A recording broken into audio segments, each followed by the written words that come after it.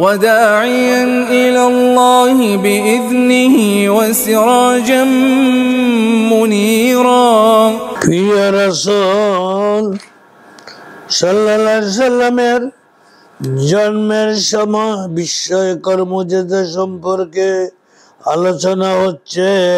আবু নাঈম আমর ইবনে Qutaiba থেকে তিনি আপন পিতার কাছ থেকে শুনেছেন। খাসাইল কুবরার প্রথম খণ্ড 83 ও 84 পৃষ্ঠায় বর্ণিত আছে, আদম আলাইহিস সালামকে সৃষ্টির পর তার পৃষ্ঠে নূরে মুহাম্মাদি স্থাপন করা হলো। আল্লাহু আকবার। প্রিয় রাসূল সাল্লাল্লাহু আলাইহি সাল্লামের জন্মের সময় বিস্ময়কর মুজিজা সম্পর্কে আলোচনা শুনুন। আবু নাঈম আমর ইবনে কুতাইবা থেকে তিনি আপন পিতার কাছ থেকে শুনেছেন। খাসাইজুল কুবরার প্রথম খণ্ড 83 ও 84 পৃষ্ঠায় বর্ণিত আছে। ক্বালা সামি'তু আবি ওয়া কানা মিন উইয়াতিল ইলমি ক্বালা লাম্মা হাজারাত ওয়ালাদাতি আমিনাতা ক্বালা আল্লাহু লিল মালাইকাতিহি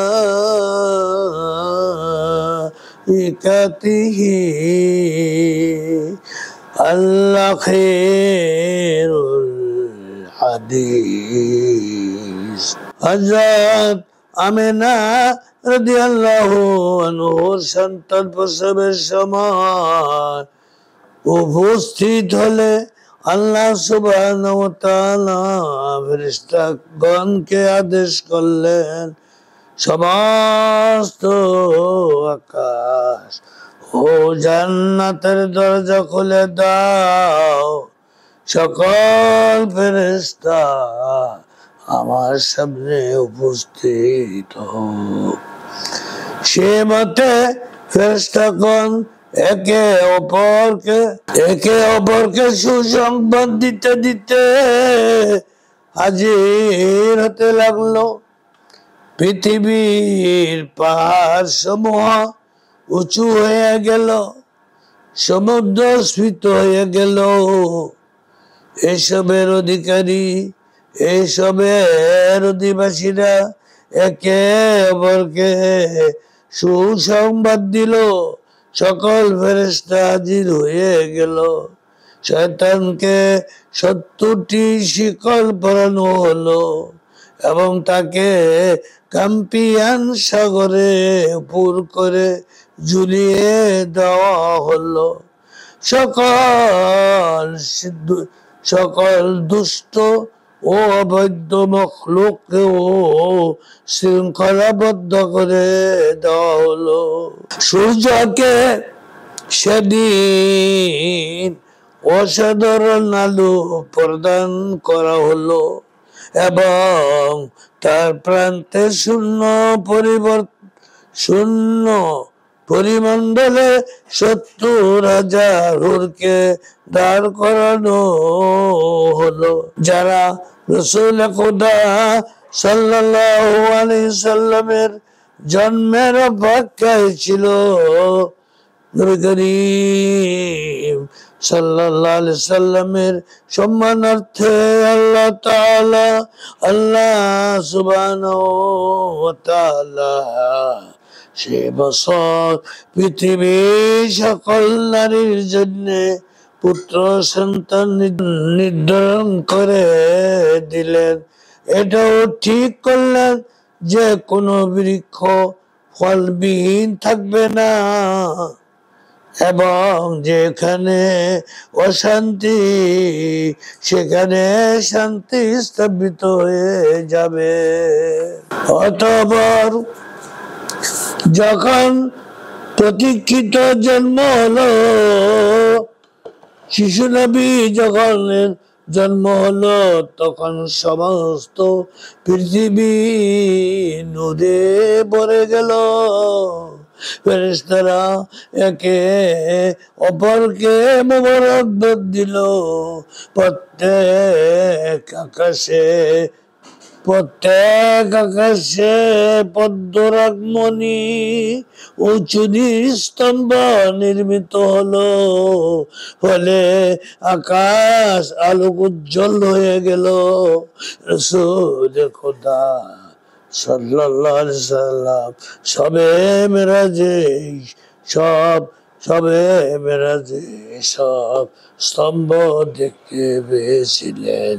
তাকে বলা হয় যে এগুলো আপনার জন্মের সুসংবাদের কারণে নির্মিত হয়েছে। সালাতুল্লাহ রাসূলুল্লাহ আলাইকুম, সালামুন ইয়া হাবিবাল্লাহ, সালাতুন ইয়া হাবিবাল্লাহ। বুলালো ইয়া রাসূলুল্লাহ, বুলালো মেরে आका मेरे मौला बुला लो। मोहम्मद मुस्तफा नूरुन अला नूर,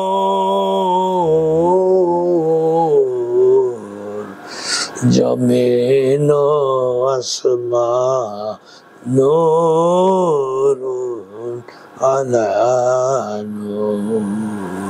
সম্মানিত ভাই ও বোনেরা, নবীজি মুজিজা কত রকমের ঘটনা ঘটেছিল। তার জীবনটা এই কোরআনুল কারীমের মুজিজা। যে রাত্রে রাসূল করিম সাল্লাল্লাহু আলাইহি সাল্লামের জন্ম হয়, আল্লাহ সুবহানাহু ওয়া তাআলা হাউজে কাউসারের কিনারে ৭০,০০০ মেশক আম্বরের বৃক্ষ সৃষ্টি করেন আল্লাহ, এবং এসবের ফলকে জান্নাতীদের সুগন্ধি সাব্যস্ত করেন। সে রাতে সকল আকাশের অধিবাসীরা নিরাপত্তার জন্য দোয়া করেছিলেন। সকল মূর্তি প্রতিমা যা ছিল পুরোয়ে ভেঙে পড়ে। লাত ও উজ্জা আপন আপন ধন ভান্ডার উদ্গীরণ করে দেয়। তারা বলাবলি করতে থাকে, কুরাইশদের মধ্যে আল আমিন এসেছেন, সিদ্দিক এসেছেন। অথচ কুরাইশরা জানেই না যে কি হয়ে গেল। বাইতুল্লাহ থেকে কয়েকদিন পর্যন্ত এই আওয়াজ ভেসে আসতে থাকে। এখন পূর্ণ চন্দ্র ফিরে এসেছে। এখন আমি মূর্খতার আবর্জনা থেকে পাক পবিত্র হয়ে যাব। হে উজ্জা, দর ধ্বংস এসে গেছে। বাইতুল্লাহর ভূকম্পন ৩ দিন ৩ রাত খতম হলো। এটা ছিল পবিত্র জন্মের প্রথম নিদর্শন, যা কুরাইশরা অবলোকন করলো। ফার্সি কাসাসুল আম্বিয়ার তরজমায়ে উর্দু খোলাসাতুল আম্বিয়া 249 নম্বর থেকে 250 পৃষ্ঠায় বর্ণিত আছে। 570 অথবা 571 বছর 71 ঈসাইসনের 12 রবিউল আউয়াল রোজ সোমবার সুবহে কাজেব বা সুবহে সাদেকের সময় মহানবী দুজাহানের বাদশাহ নবী মুহাম্মদুর রাসূলুল্লাহ সাল্লাল্লাহু আলাইহি ওয়াসাল্লাম মাতৃগর্ভ হতে এই ধরনী বক্ষে শুভাগমন করেছিলেন। হযরত রাসূল করিম সাল্লাল্লাহু আলাইহি সাল্লামের সেই জন্ম নিশিতে যে সকল অলৌকিক ঘটনা সংঘটিত হয়েছিল, বিশ্ব মাননীয়া তার জননী নবীজির জননী রাদিয়াল্লাহু আনহা নিজ মুখে তা বর্ণনা করেছেন এই প্রকার। হুজুরে পাক সাল্লাল্লাহু আলাইহি সাল্লাম এর ভূমিষ্ঠ হওয়ার পূর্ব মুহূর্তে হযরত আমেনা রাদিয়াল্লাহু আনহার গৃহের মধ্যে সম্পূর্ণ একাকিনী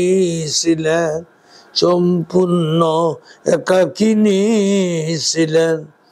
হঠাৎ তিনি আকাশের দিক হতে একটা প্রচন্ড আওয়াজ শুনতে পেয়ে অত্যন্ত ভীত সন্ত্রস্ত হয়ে পড়লেন।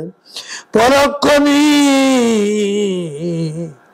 অবিকল মোরগ আকৃতির একটি পাখি উড়িয়ে এসে গৃহের মধ্যে প্রবেশ করলো ও তার পাখা দুটি হযরত আমেনা রাদিয়াল্লাহু আনহার মস্তকে স্পর্শ করলো। তাতে তার অন্তর হতে সমস্ত ভয় ভীতি দূর হলো এবং তিনি বেশ আনন্দ ও আরাম বোধ করতে লাগলেন। তখন মোরগটি কিছু মিষ্টি দ্রব্য হযরত আমেনা রাদিয়াল্লাহু আনহার মুখে ঢুকিয়ে দিল। আল্লাহু আকবার। বর্ণনান্তরে দেখা যায় মোরগটি চলে যাওয়ার পর জনৈক সুন্দর যুবক পুরুষ এসে হযরত আমেনাকে এক গ্লাস মিষ্টি শরবত পান করালো। তা দেখতে ছিল দুধের মতো সাদা, কিন্তু খাইতে ছিল মধুর মতো মিষ্টি। সুবহানাল্লাহ। হযরত আমেনা রাদিয়াল্লাহু আনহা বলেন, অতঃপর আমার হতে যেন একটা অপরূপ জ্যোতি বের হয়ে ঊর্ধ্বাকাশের দিকে উঠে গেল। পরক্ষণেই আমার নিকট কয়েকজন সুন্দরী স্ত্রী লোক এসে উপস্থিত হলেন। আমি তাদের পরিচয় জিজ্ঞাসা করে জানলাম তারা হলেন হযরত হাজরা আলাইহিস সালাম, হযরত মরিয়ম আলাইহিস সালাম, হযরত আসিয়া আলাইহিস সালাম।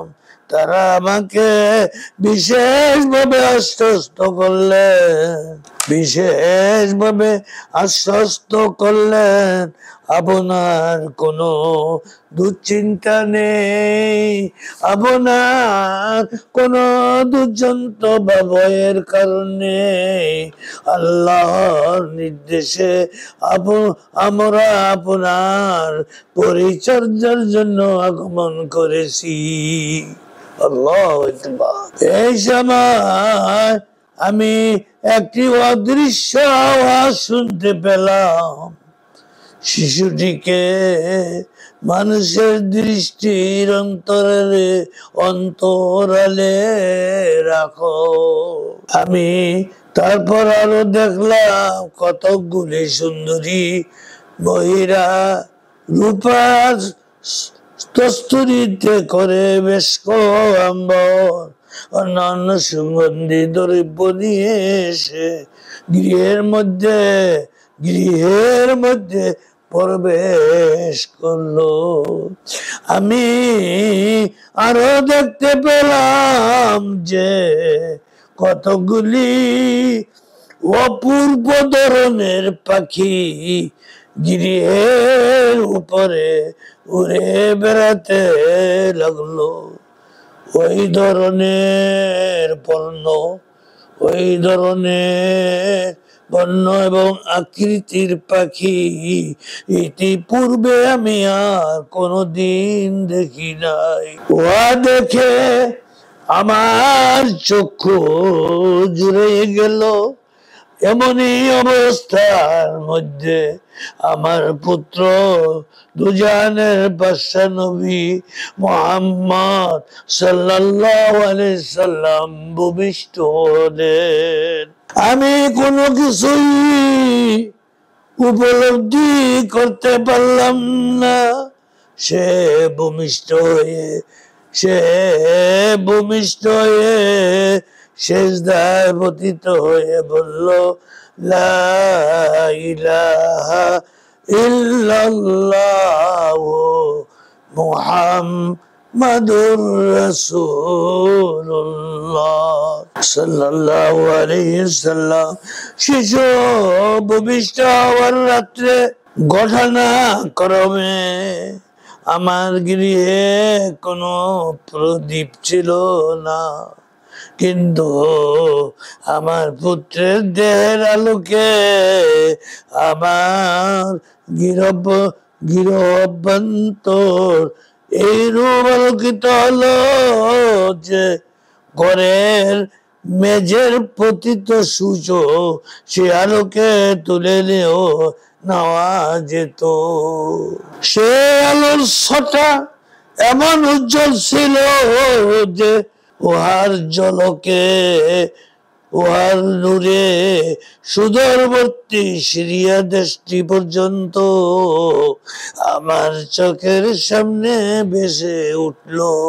সম্মানিত ভাই ও বোনেরা, মাঝে মাঝে চা খাইতে হয়, মাঝে মাঝে আবার খিচুড়ি বানাই আনছে খাইতে হয়।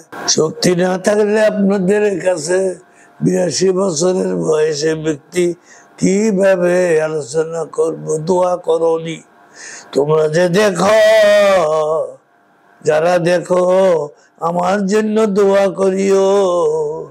আল্লাহ সুবহানাহু ওয়া তাআলা যদি সামর্থ্য না দেয়, কখনো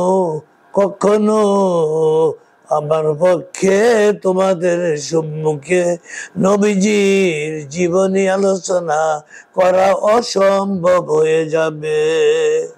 আল্লাহ আল্লাহ আল্লাহু লা ইলাহা ইল্লাহু আল্লাহ আল্লাহ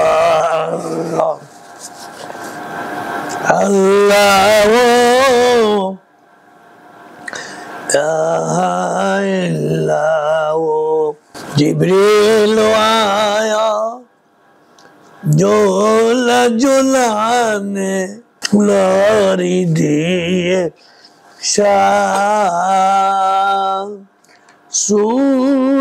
সুজা রহমতে আলম दो जहां का सुल्तान नबी जी अल्लाह अल्लाह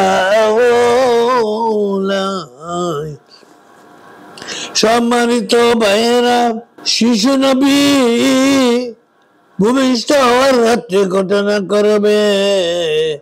মা বলতে লাগলো, আমার গৃহে কোনো প্রদীপ ছিল না, কিন্তু আমার পুত্রের দেহে আলোকে আমার গৃহ অভ্যন্তরে রূপ আলোকিত হলো যে ঘরের মেঝের পতিত সুচু সুচু সে আলোতে তুলে নেওয়া যেত। সে আলো সদা এমন উজ্জ্বল ছিল যে উহার ঝলকে সুদূরবর্তী সিরিয়া দৃষ্টি পর্যন্ত আমার চোখের সামনে ভেসে উঠলো। বিবি আমিনা রাদিয়াল্লাহু আনহা আরো বলেন, অতঃপর এক খণ্ড সাদা মেঘ নেমে এসে শিশুকে আমার কোল হতে তুলে নিয়ে গেল। এই সময় কে যেন বলল কে পূর্ব পশ্চিমের সমগ্র এলাকা ঘুরাইয়া নিয়ে আসো, যেন সারাটা দুনিয়া তার নিকট পরিচিত হয়ে যায়।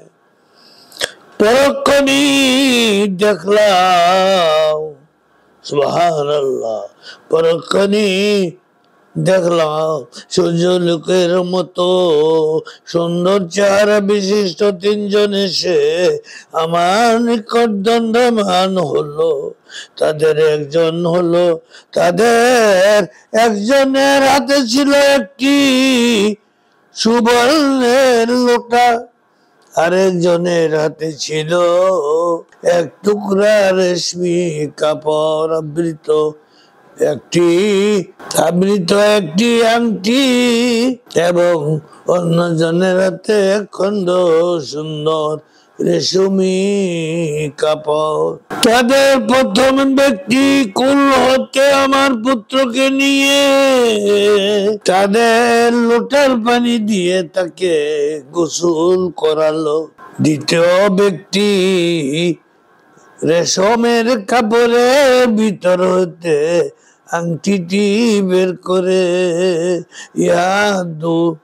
ইহার দুই স্কন্ধের মাঝখানে ওই আংটিটির দ্বারা একটি ছাপ মারিয়ে দিল। অতঃপর তৃতীয় ব্যক্তি তার হস্তস্থিত পশমি কাপড়ে পেঁচিয়ে তাকে আমার কোলে নিয়ে আসলো।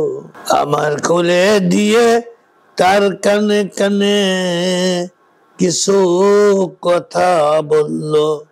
আমি তার সব কথা বুঝতে পারলাম না, তবে যা বুঝতে পারলাম তা এই যে, হে আল্লাহ রাসূল, আল্লাহ আপনাকে এমন গায়েবী ইলম দান করলেন যা কাউকে দেওয়া হয় নাই, আর আপনার প্রতি শুভ সংবাদ এই যে যারা আপনাকে আল্লাহর নবী বলে মান্য করবে ও আপনার প্রতি ঈমান আনবে, তারা আপনার উম্মত বলে গণ্য হবে এবং তারা দুজখের আযাব হতে বেঁচে থাকবে। আখিরু দাওয়ানা আনিল হামদুলিল্লাহি রাব্বিল আলামিন।